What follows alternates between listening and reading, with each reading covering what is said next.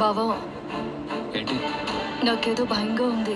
దక్షిణమూర్తి తాతకి శివనారాయణ తాత బ్లడ్ ఇచ్చినట్టు నీకు నాకు మా నాన్నకి హాస్పిటల్లో ఉన్న తాతకి తప్ప ఇంకెవ్వరికీ తెలీదు. తెలిసే అవకాశం కూడా లేదు. కాబట్టి మనమేమీ భయపడాల్సిన అవసరం లేదు. ఏమీ తెలియనట్టు సైలెంట్గా లోపలికి వెళ్దాం. పద.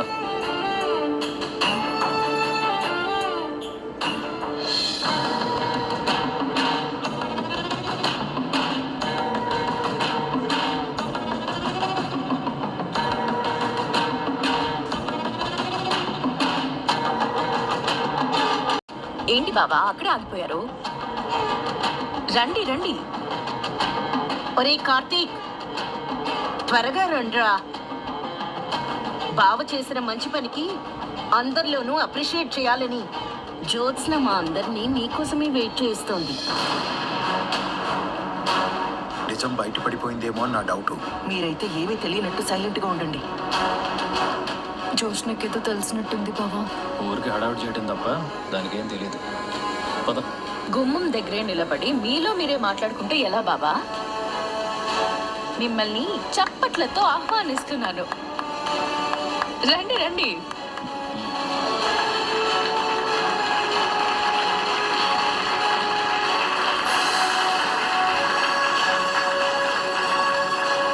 ప్రాణాన్ని కాపాడారు. అందరూ మెచ్చుకోవాల్సిందే.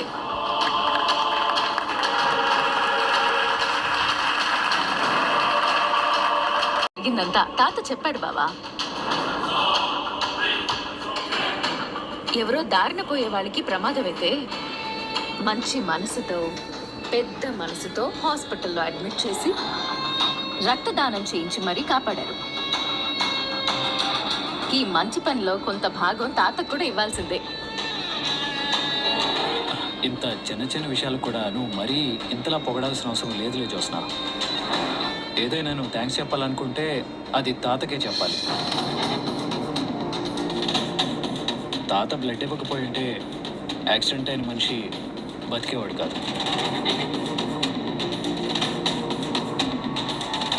థ్యాంక్స్ తాత. ఇన్ని రోజులు నువ్వెంత మంచివాడువో నేను సరిగ్గా అర్థం చేసుకోలేదు, కానీ ఈ రోజు నిన్ను పూర్తిగా అర్థం చేసుకున్నాను. ఏ పాజిటివ్ బ్లడ్ కావాలన్నారు, నాది అదే బ్లడ్ గ్రూప్ కాబట్టి ఇచ్చాను.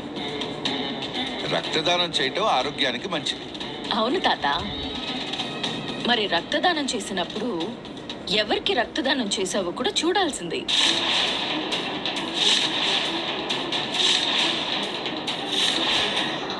మన వల్ల ఒకరికి మంచి జరగడం మంచి పనే గాని అది చేసింది మనమే అని చెప్పుకోవడం మంచి పని కాదు.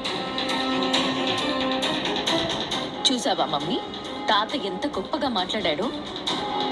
నువ్వు తాతకి ఎప్పటికీ రుణపడి ఉండాల్సిందే.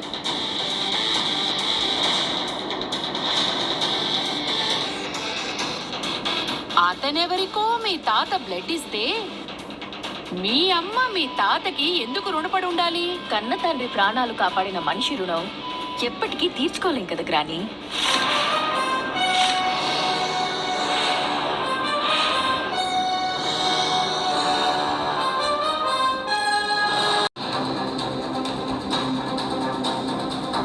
కాపాడటం ఏంటి? 1 minute మమ్మీ. నేను నీకు క్లారిటీ ఇవ్వడానికంటే ముందు తాతతో మాట్లాడాలి. తాత, మనం దక్షిణామూర్తి తాత ఇంటికి వెళ్దాం పదా. వాడింటికి మనం వెళ్తావేంటి?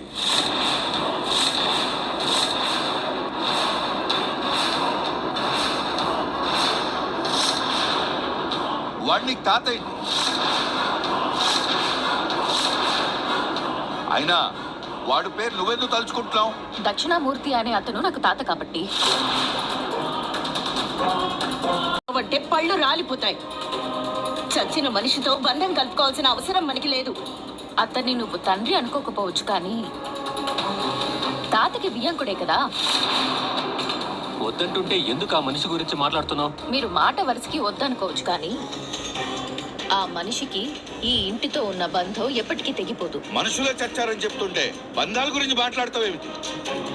అంటే ఇప్పుడు ఆ మనిషికి మీకు ఏ సంబంధం లేదంటారు? ఎదురుపడినా మాట్లాడను అంటారు. ఆ మనిషిని తలుచుకోవడమే అసహ్యం అని అనుకుంటుంటే మరోసారి ఎదురుపడాలని ఎందుకు కోరుకుంటాను? సాయం చేయాల్సిన అవసరం వస్తే చచ్చినా చేయను. చెయ్యాల్సిన పరిస్థితే వస్తే అరే, చెయ్యనంటుంటే చెయ్యాల్సిన పరిస్థితి అంటావేంటి? ఒకవేళ చెయ్యాల్సి వస్తే ఒకవేళ అలాంటి పరిస్థితి వస్తే సహాయం చేయడానికి ముందు ఈ శివనారాయణ చస్తే మేలనుకుంటాను.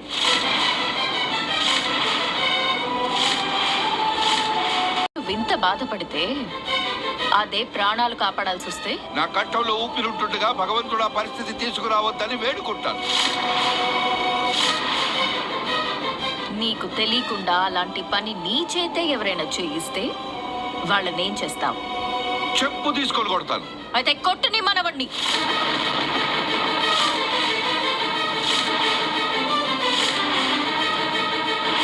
కొట్టడం ఏంటి? తాత హాస్పిటల్లో బ్లడ్ ఇచ్చింది ఎవరికో కాదు, దక్షిణామూర్తికి.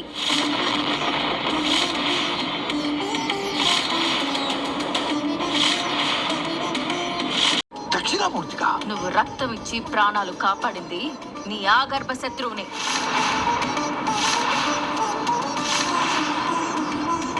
అవునో కాదో నీ మనవణ్ణి అడుగు.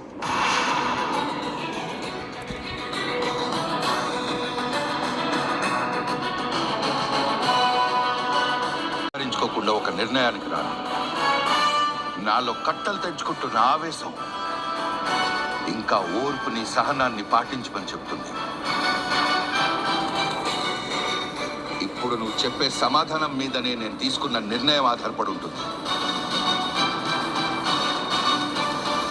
చెప్పరా, జ్యోత్స్న చెప్పింది నిజమేనా?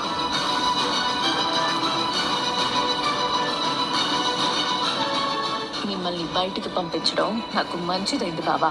తాత ఇప్పుడు మిమ్మల్ని ఏం చేస్తాడో కూడా ఊహించలేను. అడిగేది నిన్నే. హాస్పిటల్లో జాయిన్ చేసిన మనిషి ఎవరు? నేను రక్తం ఇచ్చి కాపాడింది ఎవరిని? జ్యోత్స్న చెప్పేది నిజమా కాదా?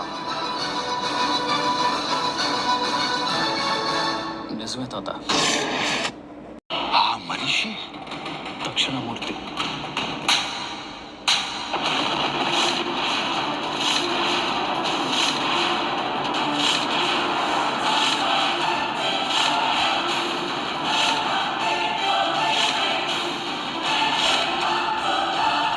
తప్పు చేశాడమ్మా.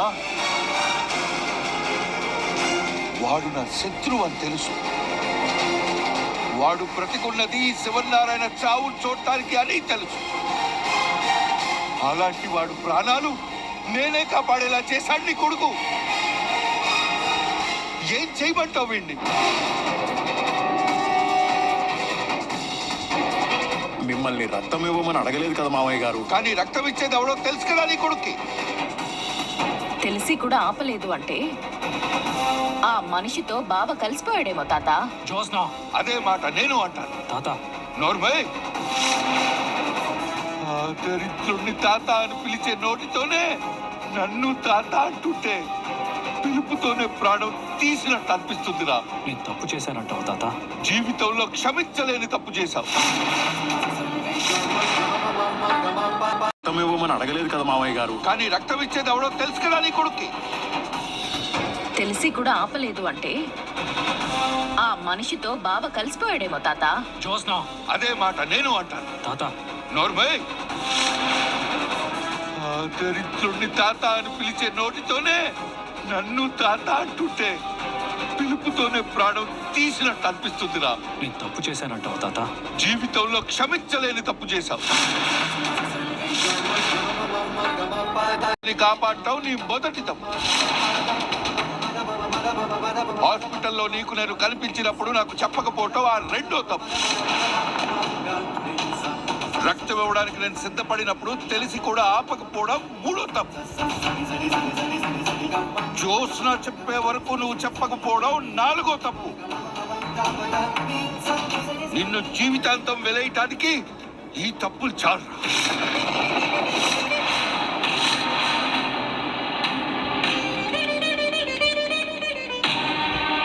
అంతా మనిషే నీకు దేవుళ్ళ కనిపించినప్పుడు, నాకంటే గొప్పగా నువ్వే వాళ్ళని అర్థం చేసుకోగలిగినప్పుడు, నాకంటే వాడే నీకు ఎక్కువైనప్పుడు పోరా.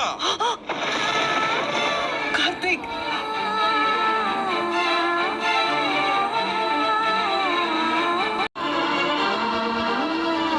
లేదా ఈ రోజుతోనే నేను చచ్చిపోయాను అనుకో. తాత, నువ్వు నాతో ఎలాంటి పని చేయించావో నీకు అర్థం కావటం లేదు. అమ్మా సుమిత్ర, నీ మేనల్లుడు నా చేత పాపం చేయించాడమ్మా. నన్ను నేనే శిక్షించుకోలేని పాపం చేయించాడు. నువ్వు కోరుకున్నట్టే నేను ఇక్కడి నుంచి వెళ్ళిపోతాను. కానీ వెళ్లే ముందు నీతో కొంచెం మాట్లాడాలి. ఇప్పటి వరకు బాధ పెట్టింది సరిపోదా? ఎవరే బాధ పెట్టింది? వదిలేస్తే తెలియకుండా పోయే ఒక నిజాన్ని చెప్పి బాధ పెట్టింది నువ్వు కాదా? మీరైతే నిజాలు తెలుసుకుని ఎవరికీ తెలియకుండా చాటుగా చెప్పుకుంటారు. దక్షిణామూర్తికి రోడ్డు మీద యాక్సిడెంట్ అయితే కార్తీక్, దీప హాస్పిటల్లో జాయిన్ చేశారు. అంటే ఈ నిజం కాంచనకి తెలుసా? తెలుసు.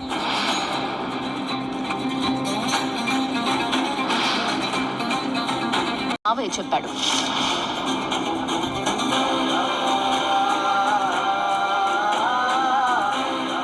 శ్రీధర్కి తెలిసే వాళ్ళ మావయ్య గారికి చెప్పలేదన్నమాట.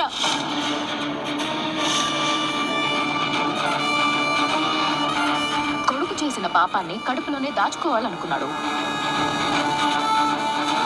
కానీ కట్టుకున్న భార్య దగ్గర నిజం దాచలేకపోయాడు. కన్న కొడుకుని కాపాడుకోవాలని ఎవరికి ఉండదు చెప్పు? ఇక మాట్లాడటం ఆపుతావా? నేను తప్పు చేశానని అందరూ నమ్ముతున్నారు కదా. ఈ పెద్ద నాకు శిక్ష కూడా విధించాడు. ఇప్పుడు నేను మాట్లాడాలి. నేను మాత్రమే మాట్లాడాలి. ఏం మాట్లాడాలి? ధర్మం. ధర్మం? అవును తాత, ధర్మమే. నేర్పించిన ధర్మాన్ని ఇప్పటికీ నేను పట్టుకుని బతుకుతున్నాను. ప్రాణం ఎవరిదైనా కాపాడటం మనిషిగా మన ధర్మం అని చెప్పాం. అత్త ప్రాణాలు కాపాడిన దీపకు ఆశ్రయం ఇచ్చి అండగా నిలబడ్డారు.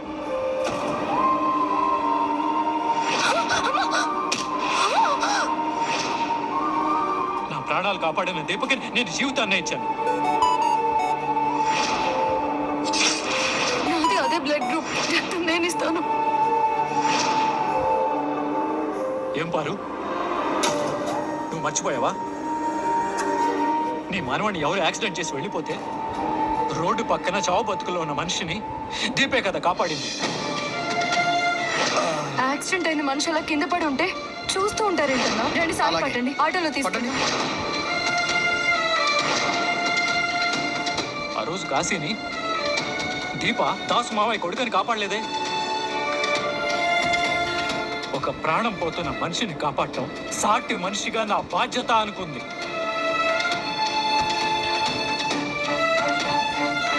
ఇలాంటి ధర్మమే కదా నువ్వు నాకు నేర్పించింది. తండ్రి ఇష్టం లేని పెళ్లి చేస్తున్నాడని ప్రేమించిన వాడిని మర్చిపోలేక నా చెల్లి చచ్చిపోవడానికి సిద్ధపడితే కాశీతో పెళ్లి చేసి దీపే నా చెల్లెలు ప్రాణాలు కాపాడింది. వీడి కోసం నువ్వు చేస్తావా?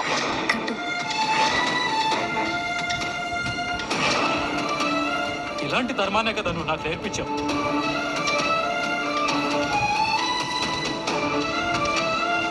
పారుకి దీపంటే పడదు, మా నాన్నకి దీపంటే పడదు.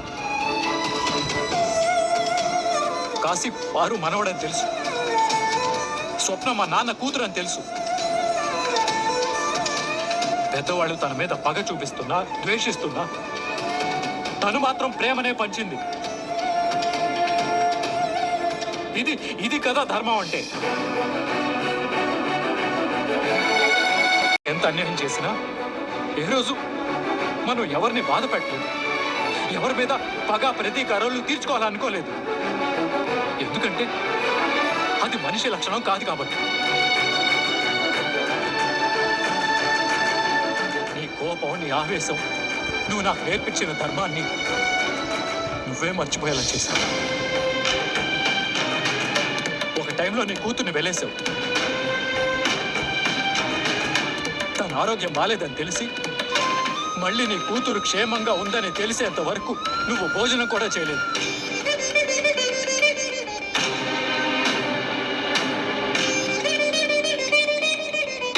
పౌరుషం నేను మాట్లాడనివ్వకుండా చేయగలిగే కానీ నీలో ఉన్న మానవత్వాన్ని నువ్వు చంపుకోలేదు తాత. నీ శత్రువు కిరాతకుడై ఉండొచ్చు, కానీ నువ్వు కాదు. నీకు మనిషి విలువ తెలుసు, ఒక ప్రాణం విలువ తెలుసు. ఒక 100 ఏళ్ల జీవితం నీ కళ్ళ ముందు రాలిపోతుంటే నాకెందుకులే నువ్వు తప్పించుకుని పోగలవా? అన్ని మంచితనాన్ని చంపేసి నువ్వు ఒక రాతి మనిషిలో ఉండిపోగలవా? కొన్న ఊపిరితో ఉన్నవాడు శత్రువు అయినా సరే ప్రాణం పోసిన వాడే దేవుడు అవుతాడని నువ్వు నేర్పించిన ధర్మంతోనే నేను బతుకుతున్నాను తాత. ఆ ధర్మమే తప్పు అంటే చెప్పు. ఇప్పటి నుంచి నా కళ్ళ ముందు పోయే ఏ ప్రాణాన్ని నేను కాపాడకుండా వదిలేస్తాను.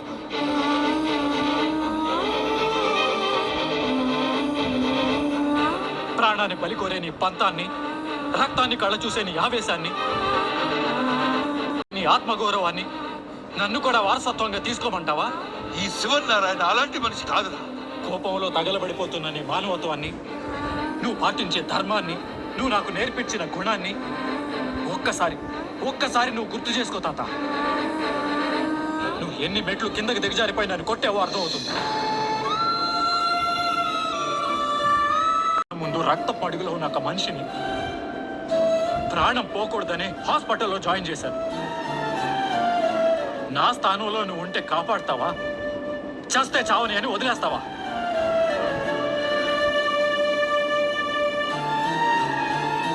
అతను దక్షిణామూర్తే కావచ్చు, ఇంకెవడైనా కావచ్చు.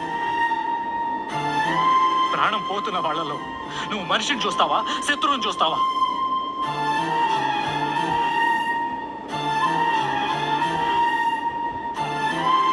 మాటలతో మనుషుల్ని మార్చాలనుకుంటున్నావా? అక్కడ చావు బతుకులో ఉన్నది నీ తాత. అంటే నీ తల్లిని కన్న తండ్రి.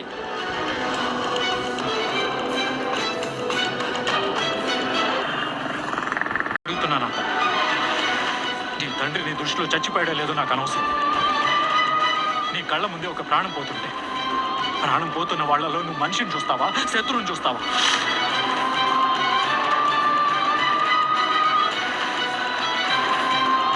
నీకు జన్మనిచ్చిన తండ్రి చావు బతుకుల్లో ఉన్నాడు. గతంలో ఏం జరిగిందో నాకు తెలియదు కాబట్టి దాని గురించి నేను మాట్లాడను. కానీ నాకు తెలిసినంత వరకు ఈ ఇల్లు ఒక దేవాలయం. ఈ ఇంట్లో అందరూ మానవత్వం ఉన్న మనుషులే ఉన్నారు. ప్రాణం తీసేవాడి కంటే ప్రాణం పోసేవాడు ఎప్పుడూ గొప్పవాడే. దక్షిణామూర్తి తాత ఎలాంటి వాడో నాకు తెలియదు, కానీ ఈరోజు నువ్వు అతనికి ప్రాణం పోసి అతనికంటే గొప్పవాడి అయిపోయావు. ముందు నువ్వు రక్తం ఇచ్చేది ఎవరికో తెలిసినా ఇవ్వటం ఆపవన్న నమ్మకం. ఈ మాట అబద్ధం అని చెప్పు, నేను ఇక్కడి నుంచి వెళ్ళిపోతాను.